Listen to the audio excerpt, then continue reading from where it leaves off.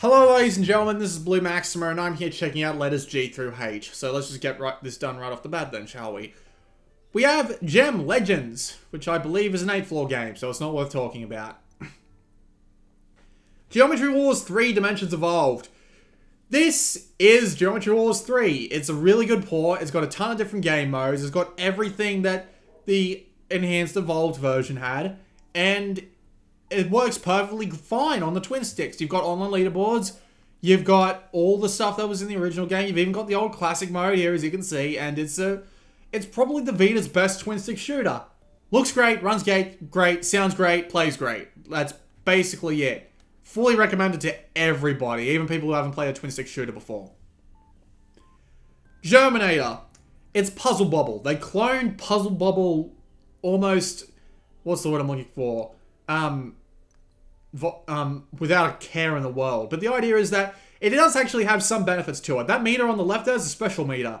Get that to full by popping a bunch of bubbles, and you can do a special ability by launching a charged bubble into one of the bigger bubbles, making it swell up enough. So the red one will swell up and take out a ton of bubbles around it. Yellow will take out all the yellow ones, or at least I think that's what it was. And all the other colors have different abilities like that as well. It's pretty neat. It's a really good imitation of Puzzle Bobble. I really like it, and it's actually well worth picking up.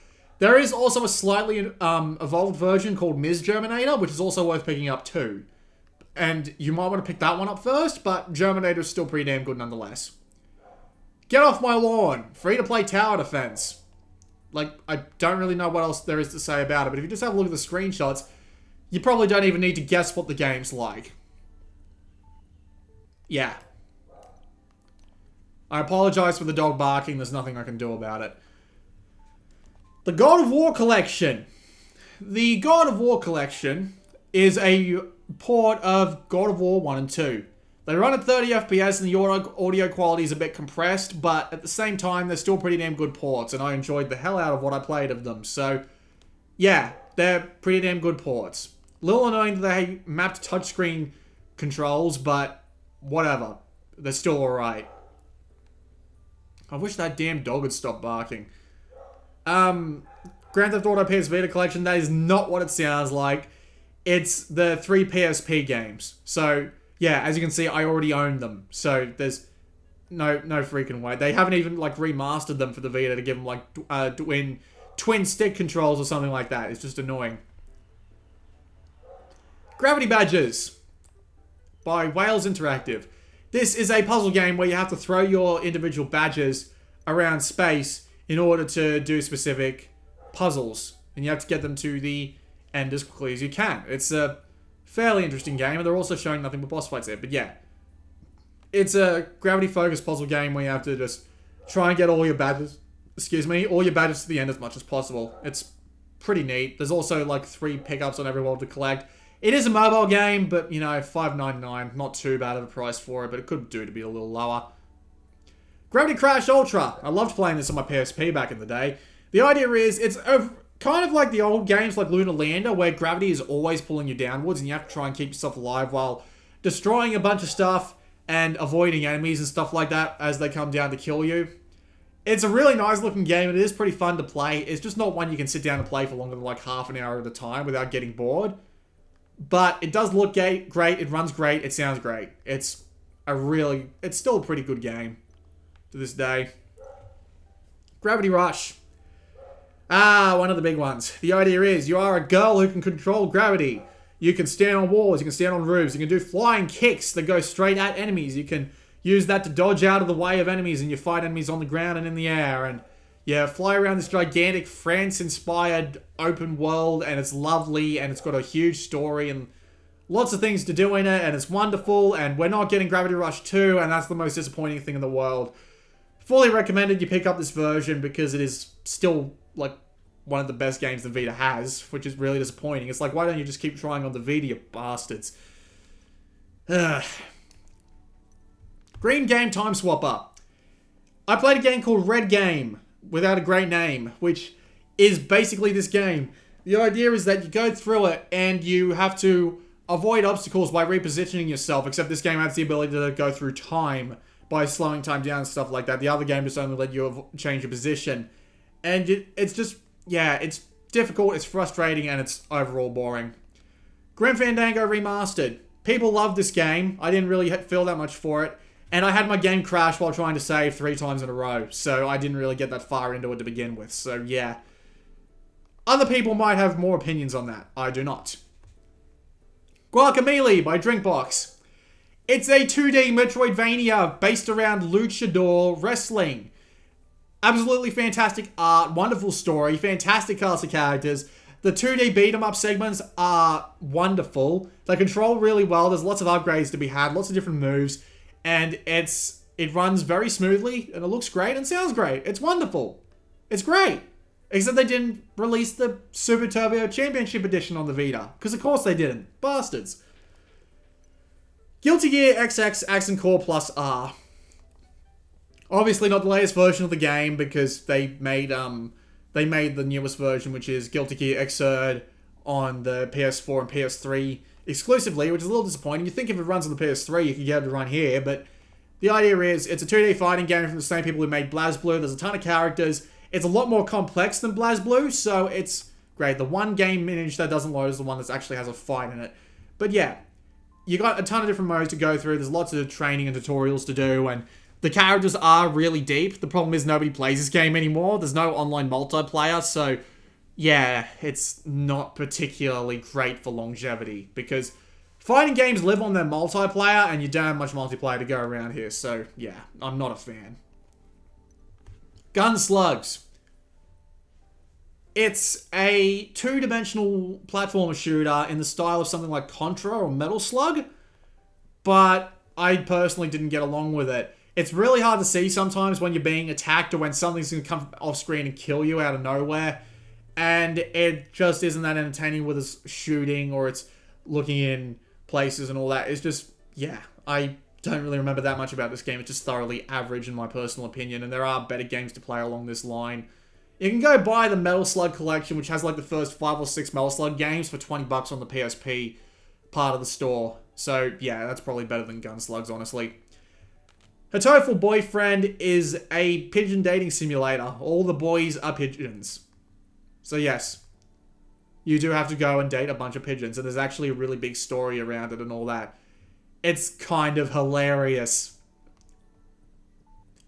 I really don't know who came up with this idea, but they were freaking high.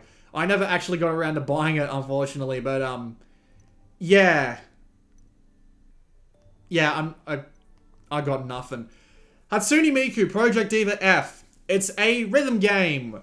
You press the face buttons and you touch the touchscreen to do notes, and you can dress the virtual idols up because they're all Vocaloids, which means they're entirely virtual. All the songs they're doing are virtual. They fucking Nyan Cat.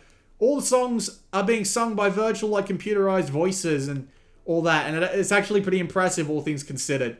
And they've all got their own like unique music videos and such, and then you can buy costumes and such to dress them up with, and you can make your own songs using the game's video editor and then share those online, which is actually pretty impressive. But yeah, it's pretty neat, but there's not actually that much to go in terms of rhythm games. Like, you've only got 30 songs there, and the second game's like this as well, and then there's Project Diva X, which has the same problem. But yeah. You'll probably be into this game more if you like dressing up the girls. If you don't, you probably won't be that far into it, and you'll probably want to go pick up a different rhythm game. Same thing with Project Diva F Second. It's the same sort of thing. Just different songs, different costumes. There's like a song DLC pack that only has like 5 songs with like $20 or something, which is ridiculous. And it is pretty much the same thing, more or less. They're perfectly fine games, don't get me wrong. I'm just not a fan of the dress-up part, because I don't see the point when they could have spent the money that they spent on all the dress-up stuff to get more songs in. But yeah, look. The Song Club. $30 for 5 songs. Yeah, not great. Helldivers. It's a twin-stick shooter from the people who brought you Magicka. And the idea is it's meant to be like a 4-player co-op shooter thing, where you have to actively survive against a bunch of enemies, and you can do things like friendly fire, and there's also a ton of different like DLCs. I originally played this game when there was no DLC at all, And also, I can't see the actual game up for sale here. Really?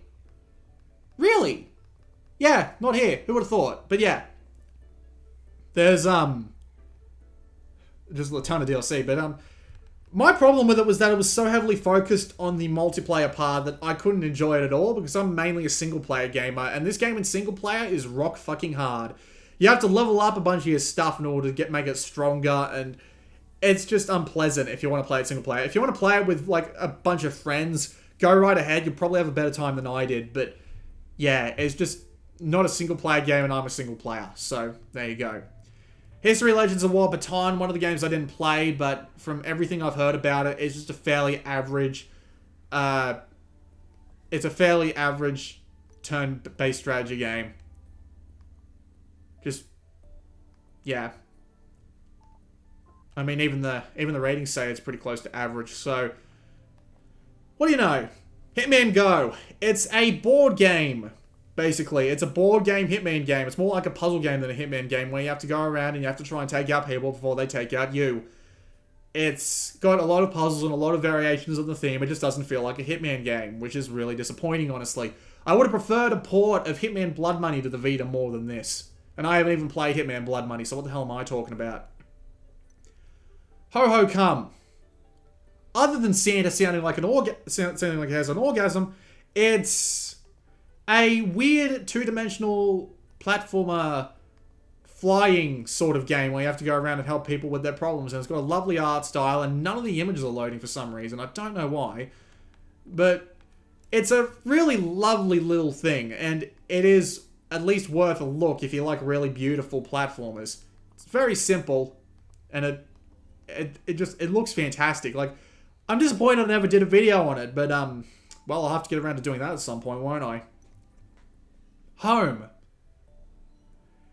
It's a 2D adventure game where you have to investigate a bunch of creepy shit. Capture Kid just had a fit. And you have to go around things like your house and all that, trying to figure out what went wrong.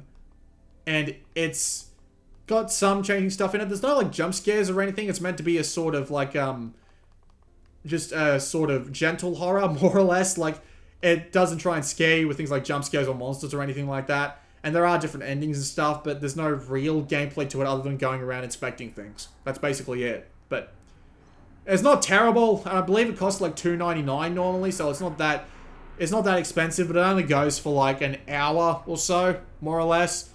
So it hasn't got that much to it. Hot Shots Golf is the only Hot Shots Golf game that came out on the Vita, and it is actually a pretty good game. It's got really nice golf mechanics, there's a bunch of different courses, there's online multiplayer, and there's just a fair amount of stuff to do and lots of characters to unlock and stuff like that. And they added a bunch of DLC packs, and you can buy all of them at once. They add 3 new courses, and you even get Cat from Gravity Rush as a character. It's pretty cool. I'm not against it. It works as a golf game, so what do you want? I'd love to see the golf club on this thing, but we'll never see that. Hotline Miami. Extremely intense top-down shooter. Although it does play a lot more like a puzzle game, the idea is it's the 80s, everything's like really heavily colored. Like, look at that. Look at these colors and tell me you don't understand what this theme is. It is 80s Miami, just all on its own. The idea is it's sort of a puzzle shooter where you die and all the enemies die in one hit.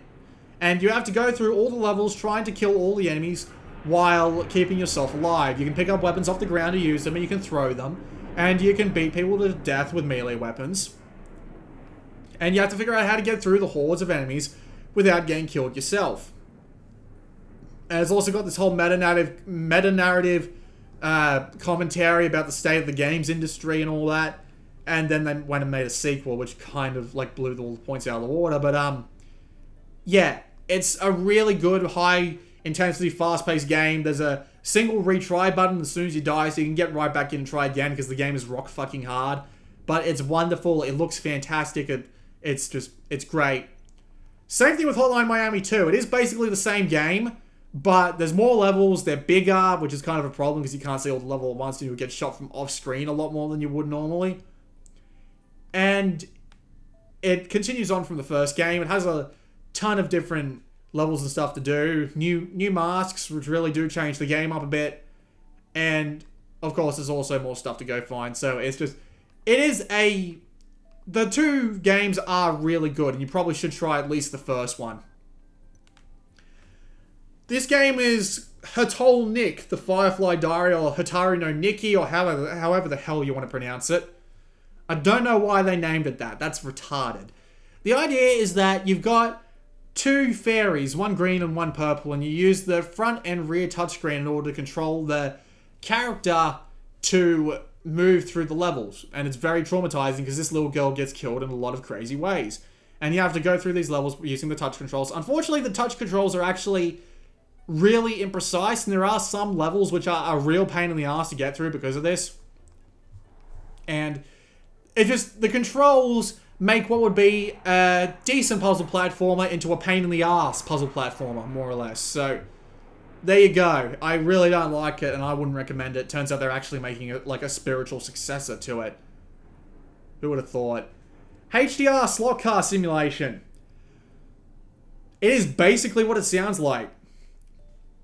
The idea is, you've got a bunch of slot cars, and you control how much speed they have by either tilting the analog stick or using the meter on the right. And if you go too fast, you'll spin off the track and lose precious seconds. If you don't go too fast, you'll probably lose.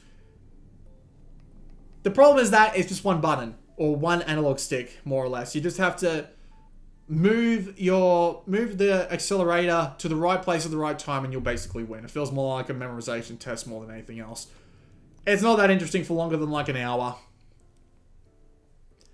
Hustle Kings is a pool game, but a really well put together pool game. It's got really lovely graphics. It's got a lovely set of stages. It's very easy to play. It's got a bunch of different difficulty modes for the casual to the hardcore, and you've got a bunch of other stuff to buy as well if you want it. It's pretty neat.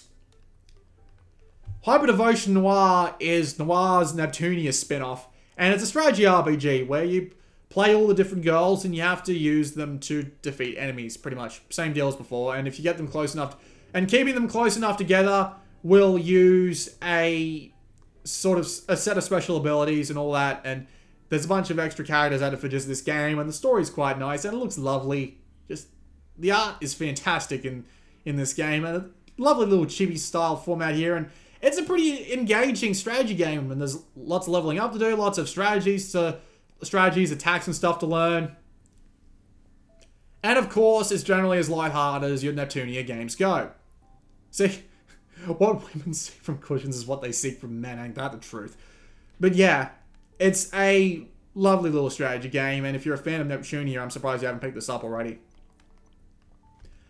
The Rebirth, Hyperdimension Neptunia Rebirth games are the original Neptunia games but remade for the Vita. They are turn-based RPGs where every character has multiple different types of attacks. It is a parody of the games industry, basically. Every character is a parody of something. The three main characters are there: Neptune, IF, and Compa. Compa is Compiler, the developer. Iffy is IF, the game's producer, Idea Factory. Neptune is a Sega console that never got released. The other characters are freaking the Xbox, Sega, or PlayStation, or whatever. PlayStation, Noir's PlayStation. And Blanc, who's Nintendo. And there's just a bunch of references and parodies and just lighthearted fun to be had alongside a lot of fan service and an interesting system where you can go hyper mode with some characters, and there's a bunch of different modes and stuff to learn. It's a basic RPG. The one problem with the three games is that they're all based on the same game engine, and they all came out within 6 months of each other in Japan. Like Rebirth 1, then Rebirth 2 came out 6 months later, then Rebirth 3 came out like a year or something later. So they're all exactly the bloody same. They all play the same, they just have different stories. They even have like recycled dungeons and stuff in between the three of them, which is kind of disappointing, honestly. But if you like the first one, you'll definitely like number 2 and number 3 because they're basically the same thing. Hyperdimension Neptunia U is from the people who made Senran Kagura, if I remember correctly. The idea is it's a 3D beat 'em up where you have to basically beat up all the enemies from the Hyperdimension Neptunia series. There's a Of course, there's a lighthearted story going on around it. All the characters have different movesets and all that. They all do massive amounts of damage. It's not as satisfying as, say, a Dynasty Warriors game or even a more active beat-em-up like, say, Ninja Gaiden or something like that. But there are other things you can do, like you can increase the relationships between the characters by keeping them together long enough, and they'll get different abilities because of that, and you'll get different, like, story clips and stuff. And again, it is a fan service spin-off for a series that's already pretty fan servicey, so it's still pretty good. And if you like Neptunia, you'll like this too. But yeah, also their clothes come off. Hybrid, I mentioned Neptunia producing Perfection was the last game that NIS America released in the series before Idea Factory took over, and it's kind of terrible. It's an idle management simulation game. It's a bit strange. There's only like 4 songs, which is kind of a failure to begin with, and the internal like gameplay part of the game is that you've got a bunch of different stats that you level up on the top left there, and you've got your happiness and your unhappiness meters, and you have to try and keep those all managed. And you've got all sorts of different events you can see with everyone, but you tend to see a lot of the same events over and over again in the process of trying to get it. And the thing is, you can't finish the game in one go. You have to play the game multiple times with each character in order to successfully see everything there is involved. It's just surprisingly... My dog's going off again. It's just surprisingly lightweight, and it's not particularly enjoyable. A little bit disappointing, honestly. I was hoping it would be better. Last game at the back. The HD Adventures of Rotating Octopus Character, which is another game from the people who made Floating Cloud God Saves the Pilgrims. The idea is that you rotate around objects constantly, and you have to move and collect all your octopus friends in the amount of time that you've got listed in the top right. And you can have to avoid enemies and stuff to do that. It's okay. It doesn't do anything particularly massive. The graphics are alright. It's just, yeah. It's rather average, but for $3, you know, it's not like they didn't price the game appropriately. Not bad, not great. Might be worth picking up if you're bored. That was G through H. I'm liking these videos are staying relatively small. This has been Blue Maxima. I'll be back for next time for I through J. I'll see you all next time.